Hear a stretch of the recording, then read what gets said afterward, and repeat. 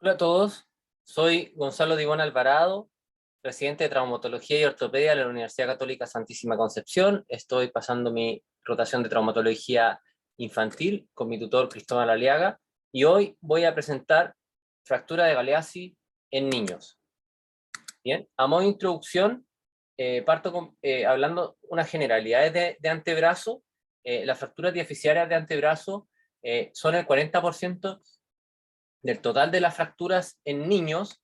20% de las fracturas, del total de las fracturas de antebrazo son diaficiarias, donde la edad de promedio de presentación de este tipo de fractura es a los 8 años y medio aproximadamente, con un aumento de incidencia en hombres por realizar actividades más riesgosas, y el 85,7% de las fracturas de antebrazo son de ambos huesos, radio y cúbito. Por lo tanto, si es que tenemos una fractura aislada, tenemos que buscar algún foco fractural en el otro hueso, donde las fracturas más infrecuentes son las de cúbito en un 2,5%, y luego viene el radio en 6,5%.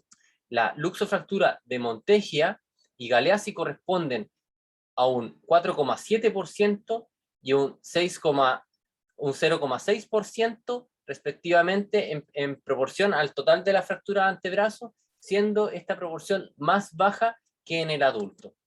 Bien, acá tenemos la diáfisis del antebrazo, que se encuentra limitada a aproximar por la tuberosidad bicipital, y a distal por la altura correspondiente al cuadrado metafisiario o cuadrilátero de M, ¿cierto? Que es el ancho total de la fisis de ambos huesos, extrapolando el alto.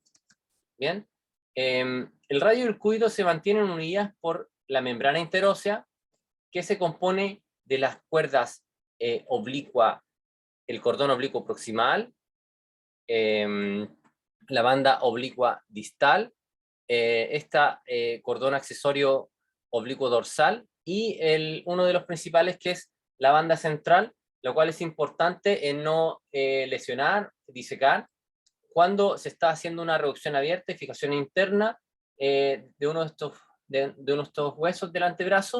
Y las funciones de la membrana interósea es transferir carga desde el radio hasta el cúbito, transferir carga desde la muñeca hasta el codo, mantener una articulación radiocubital distal estable, mantener la estabilidad del antebrazo en todo rango de movimiento.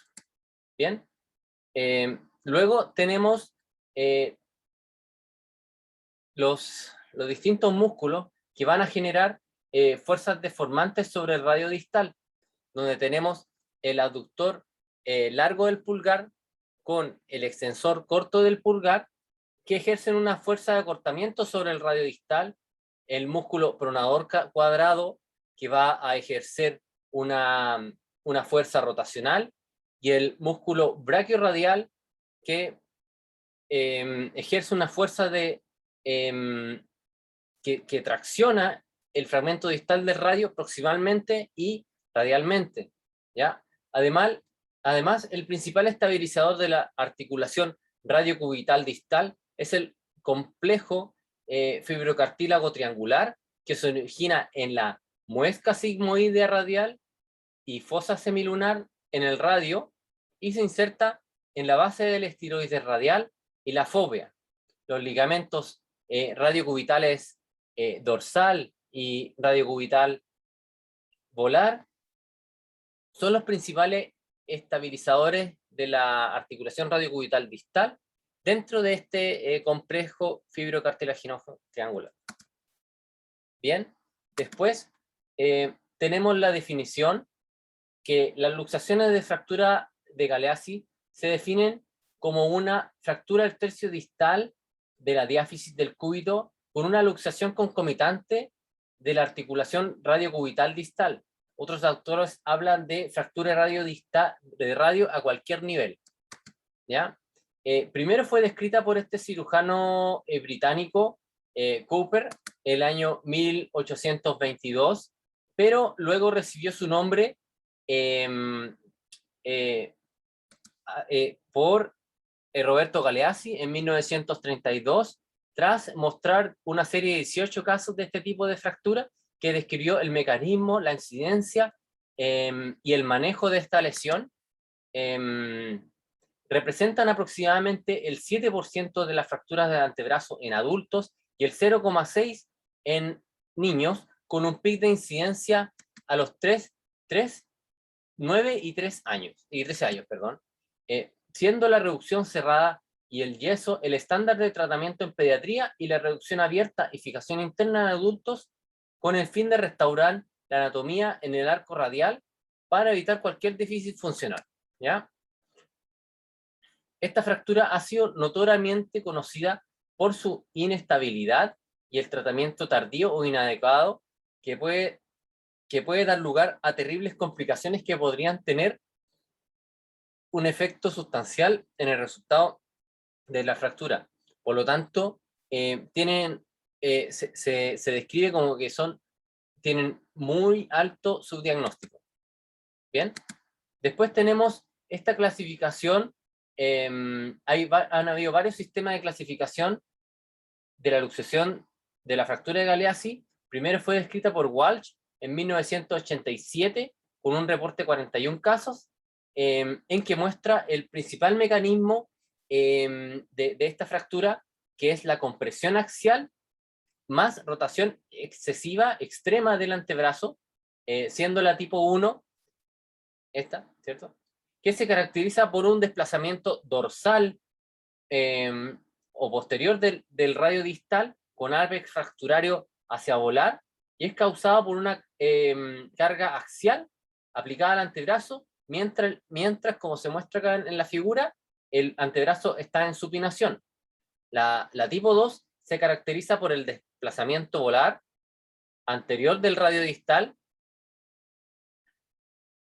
lo que convierte en un vértice más dorsal, y este es el mecanismo clásico del niño con impacto dorso radial directo sobre un antebrazo en pronación forzada en una muñeca en extensión, ¿ya? Estas son las fracturas más frecuentes e importantes, ¿ya?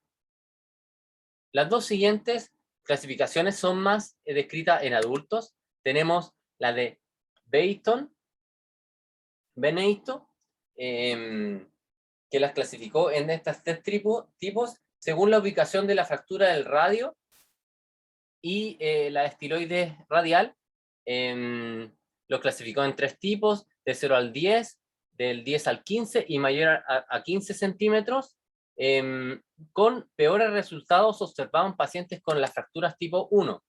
Bien, después tenemos la fractura de Retting y Raskit del 2001, en que se basó en la distancia de la articulación radiocubital distal y el foco de fractura, dividiéndolo en dos tipos, menores a 7,5 y mayores a 7,5 centímetros, en una serie de 40 casos. Bien, entonces, en los 22 casos con fractura menor a 7,5 centímetros, se ve que el 50% había mostrado inestabilidad intraoperatoria radiocubital distal. En cambio, en el segundo grupo de mayores de 7,5 centímetros, solamente mostró un caso de inestabilidad radiocubital distal. Después tenemos esta siguiente clasificación de Letts y Rouhani de 1993, ¿ya? En que en el tipo A es una fractura radial en la unión del tercio medio con el tercio distal, con luxación dorsal de la urna en la tipo A1, o fractura de la epifisiaria de la urna distal, ¿ya?, con desplazamiento dorsal de la metáfisis ulnar. Esta subclasificación 1 y 2 se puede aplicar tanto para la B y la C, ¿ya? A, B y C. La tipo B es una fractura radial en el tercio distal, la C es una fractura en tallo verde, y la D es una fractura del radio con arqueamiento distal. Son esta misma subclasificación, pero invertida, con luxación volar de la urna y fractura epifisiaria de la ulna distal con desplazamiento volar de la metáfisis ulnar. Después tenemos esta fractura equivalente Galeazzi o Galeazzi-like, que es una variante de la clásica fractura de Galeazzi, que puede acompañar comúnmente a las fracturas radiales distales o a la lesión de placa epifisiaria del cúbito distal. Ocurre principalmente, más frecuentemente, en niños y adolescentes, donde la placa epifisiaria de los niños son biomecánicamente más débiles que los ligamentos de la articulación radiocubital distal. Acá se aplica una fuerza externa del cúbito distal, incluso sin romper el complejo fibrocartílago triangular, que va a resultar en una fractura avulsiva de la placa epifisiaria. Bien, la protuberancia de la cabeza cubital se puede encontrar si se observa deformidad radial en la inspección con inestabilidad radiocubital distal asociada, y la detención del crecimiento cubital está presente en el 50%, en el 55% de estos casos de fractura equivalente a Galeazzi. Recordemos que el radio y el cúbito distal proporcionan el 80% del crecimiento del antebrazo y 40% del crecimiento de la extremidad superior. Bien, las lesiones neurovasculares son infrecuentes en la fractura equivalente Galeazzi. Y acá tenemos un caso de un niño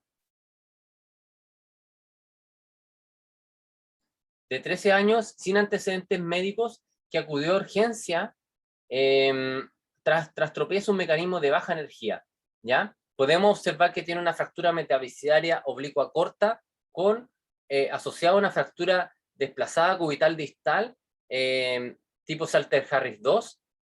Se realizó una reducción manual y ferulización, pero el paciente siguió quejándose de dolor y asociado a edema, etcétera. Por lo tanto, rápidamente se optó a realizar una reducción cerrada, a una fijación interna mediante una placa DCP con técnica de compresión interfragmentaria de 6 agujeros y 6 tornillos, pero a pesar de esta fijación anatómica, la fractura de la placa epifisiaria distal no quedó muy bien reducida.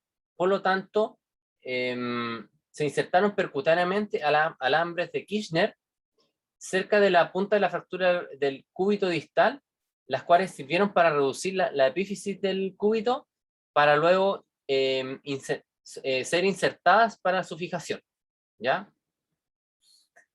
Posteriormente se describe que en este caso el paciente estuvo con buenos resultados funcionales y clínicos. Dentro del enfrentamiento, en el caso de una fractura abierta o una lesión de alta energía, como este caso que vemos a la derecha, se debe iniciar con un protocolo de ATLS para descartar lesiones asociadas, tratar hemorragias, ¿cierto? Primero preservar la vida, después la extremidad, hay que pensar en cirugías de salvataje, etcétera. En la imagen de la derecha se ve una fractura radio dorsal desplazada con una herida abierta de la epífisis cubital distal en el lado volar de la muñeca izquierda, ¿ya? Entonces tenemos lo más frecuente que vemos en niños, que es la fractura aislada de Galeazzi de baja energía, donde en el examen físico podemos encontrar una gran deformidad o hinchazón en la inspección, sensibilidad a la palpación, que será obvia en el sitio de fractura radiodistal y la articulación radiocubital distal. Aunque es doloroso, se debe intentar la flexión y extensión pasiva suave de la muñeca junto con la rotación del antebrazo, La cabeza cubital prominente, ya sea dorsal o volar, junto con la sensibilidad radiocubital distal, es característica de la lesión de la articulación radiocubital distal. El acortamiento del radio puede ser evidente según la extensión y la gravedad de la lesión. Es obligatorio también realizar una evaluación exhaustiva neurovascular completa, aunque las lesiones neurovasculares son infrecuentes para el Galeazzi, y también un estudio radiológico correspondiente. Bien. Este flujograma nos muestra cómo partir con la sospecha de una fractura de Galeazzi con radiografías de antebrazo que muestre el codo, el antebrazo, la muñeca, para cual que confirme el diagnóstico se va a realizar tratamiento. Si no, se va a realizar radiografía contralateral en caso de en caso de alta sospecha diagnóstica,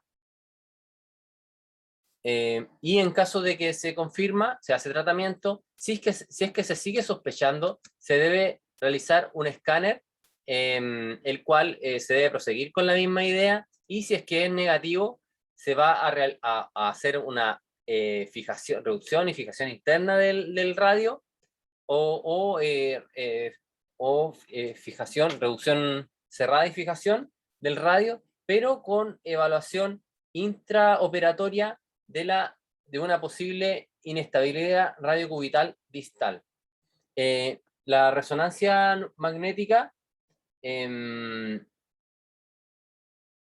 no está esclarecida de su utilidad realmente, pero puede servir para ver componente ligamentario de lesión del complejo ligamentario del fibrocartílago triangular. Bien, después tenemos estos signos radiológicos de la articulación radiocubital distal, en que vamos a buscar su complicación, que no siempre es evidente. Tenemos la fractura de la base del estiloide cubital o ulnar en la radiografía AP, aumento del espacio radio ulnar distal, acortamiento relativo del radio mayor a 5 milímetros, manifestado como un cúbito plus o una plus, así como una proyección lateral, una luxación dorsal del radio respecto a la ulna, asimetría en comparación con la radiografía de la extremidad contralateral no lesionada. Bien. Acá tenemos radiografías de adultos donde, como vimos, era más frecuente la fractura de Galeazzi, son más evidentes. En este ejemplo de la izquierda podemos ver que hay un aumento del espacio radiocubital distal en la radiografía AP, y asociado a esto se ve una evidente lesión del complejo fibrocartílago triangular. Hay un acortamiento relativo del radio, es decir, una ulna plus, y se observa la luxación dorsal del cúbito respecto a la ulna. En el segundo caso, acá se ve mucho más evidente una diástasis o aumento de la separación radiocubital, ¿cierto? Una fractura mucho más desplazada, y este mismo desplazamiento en la radiografía lateral.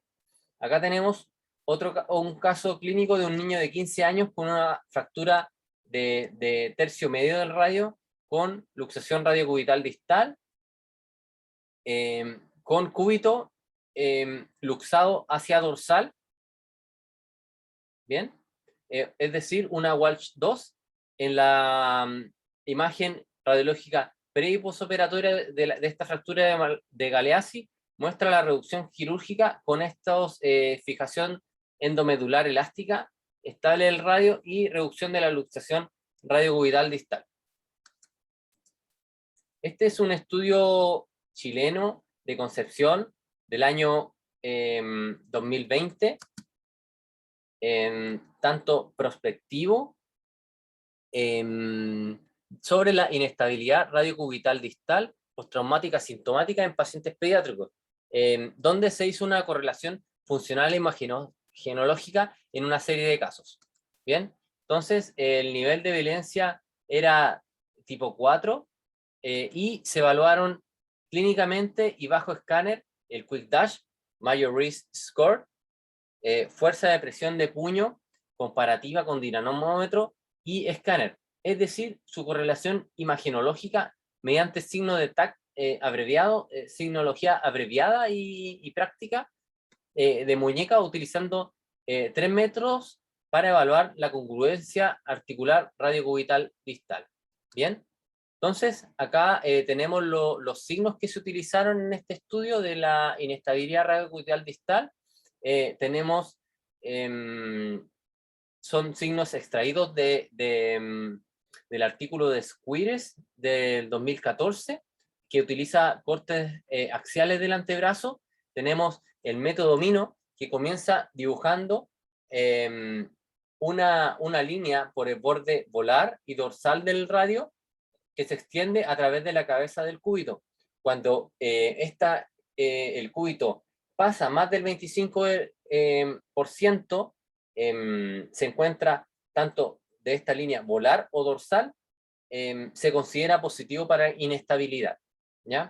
Después tenemos el método de congruencia, que se basa en arcos dibujados en la articulación radiocubital distal a través de la superficie articular tanto del cúbito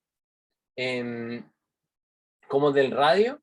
Si entre estos arcos dibujados varía distancia, o sea, se ven incongruentes, como en esta segunda imagen, se consideraría positivo.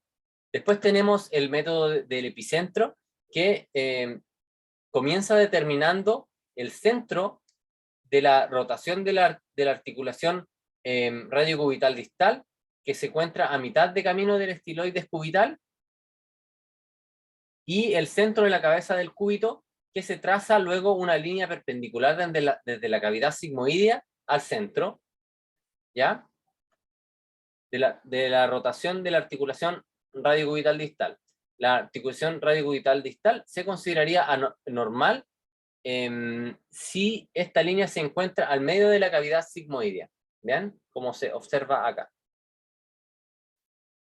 Bueno, y los resultados de este estudio lo vemos en la tabla 1, en que se ven las diversas variables de los pacientes, los cuales 11 resultaron, de estos 126 que eran inicialmente, 11 resultaron con inestabilidad radiocubital distal, postraumática sintomática, donde podemos observar que la mayoría era del sexo masculino, 83% aproximadamente, con un promedio de edad de 14,4 años.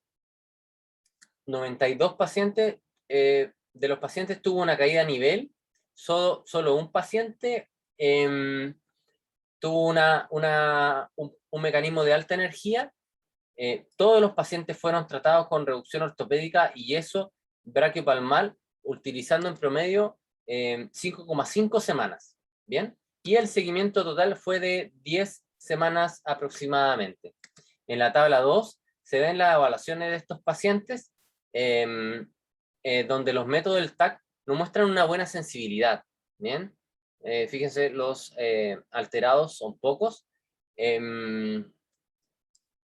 Al contrario de lo que pasa en inestabilidad radiocubital en adultos, y el método del epicentro fue el más relacionado a la inestabilidad, no así el de congruencia y el de Mino, que no tuvo ninguna alteración el de Mino no tuvo ninguna alteración en los 11 pacientes que tenían esta inestabilidad.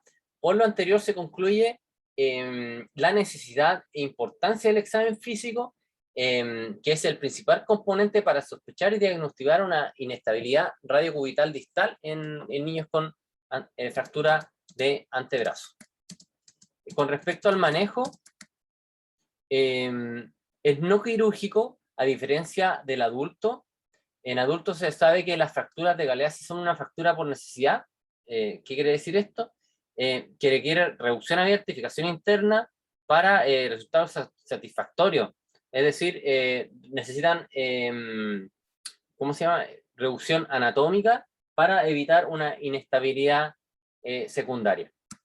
Bien, la estabilidad de estas fracturas luego de la reducción está determinada por un grueso periósteo en los niños, y lo más importante, la mayor capacidad de remodelación de la fractura, especialmente en el plano articular, y dado también por su mejor consolidación, los mejores resultados de esta fractura se ven con un cúbito desplazado hacia dorsal, o sea, el Walsh 2, que era lo más frecuente, y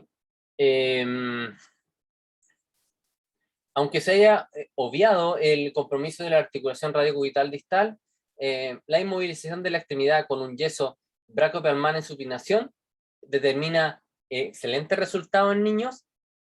Con esta posición en supino, la mano está con una inclinación radial que garantiza una mejor estabilización, y se habla que el pronador cuadrado, que era un deformante rotacional, recordemos, juega un papel activo en la coaptación radiocubital distal.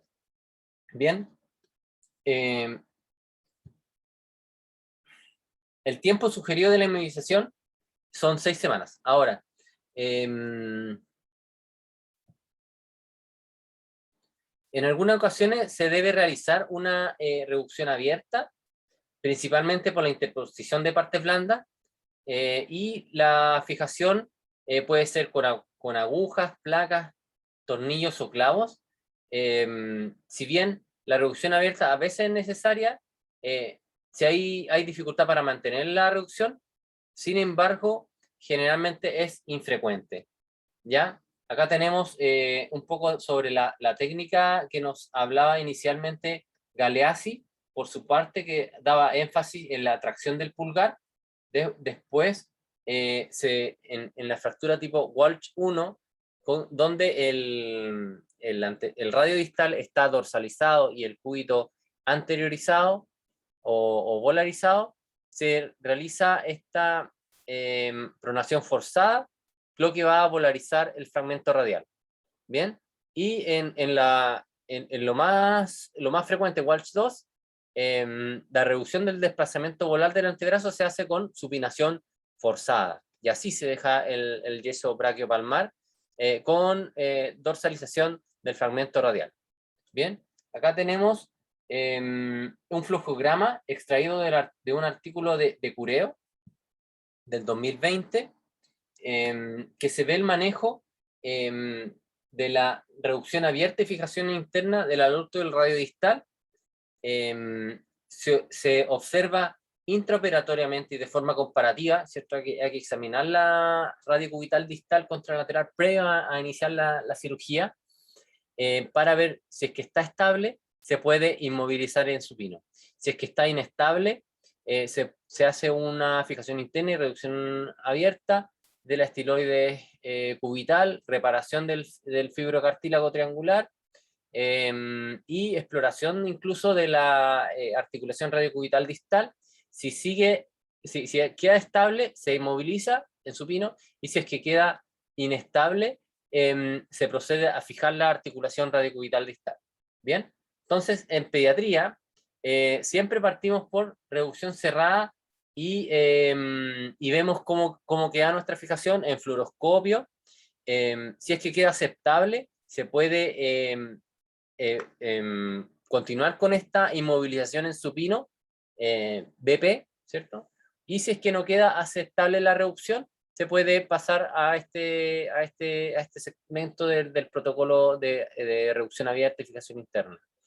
Bien, si es que se pierde la reducción, después de este control que debe ser temprano de nuestro yeso que instalamos en supino, idealmente a la semana, y se perdió reducción, de nuevo pasamos a la reducción abierta y fijación interna, pero si la mantiene, continuamos con nuestro esquema de inmovilizar entre 4 a 6 semanas.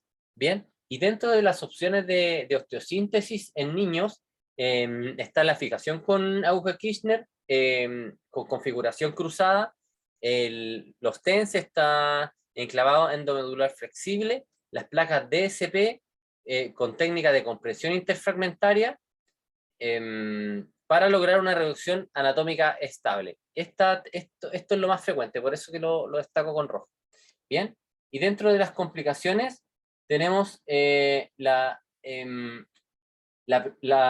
principal complicación, que es el compromiso oficiario ulnaro-cubital, que ocurre en un 55%, recordemos, en el Galeazzi-like, preferentemente en adolescentes y en niños, la malunión, que se presenta la mayoría de las veces secundaria a una inestabilidad de la articulación radiocubital distal, que su tratamiento sería reconstruirla y realizar una osteotomía del extremo distal del radio.